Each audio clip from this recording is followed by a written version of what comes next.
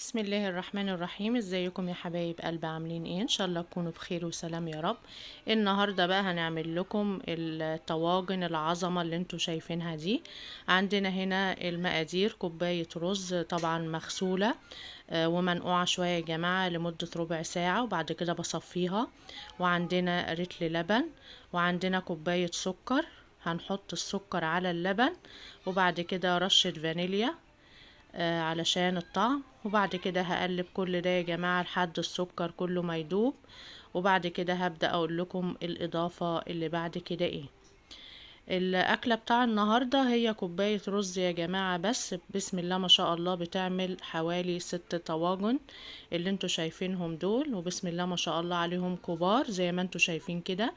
بنحط في كل طاجن معلقة كبيرة زي ما انتوا شايفين كده، وبعد كده بنوزعها على كل الطواجن. عندنا هنا مكسرات جوز الهند وزبيب. اللي عنده فول سوداني برضو يحط، واللي يحب اي مكسرات من عنده يضيفها.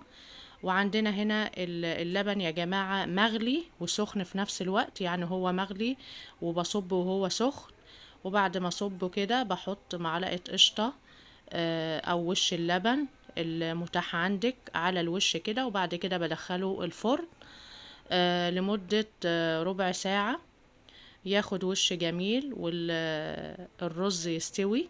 وكده بعد ما طلع يا جماعة من الفرن، شايفين بسم الله ما شاء الله، شايفين الوش ذهبي وجميل.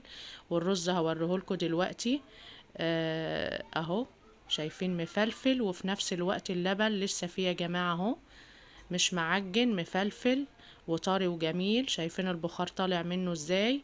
النهاردة ده يا جماعة ده الرز المعمر، بس الحلو مش الحادق. ان شاء الله يعجبكم. وكده الفيديو يكون خلص، والسلام عليكم ورحمة الله وبركاته.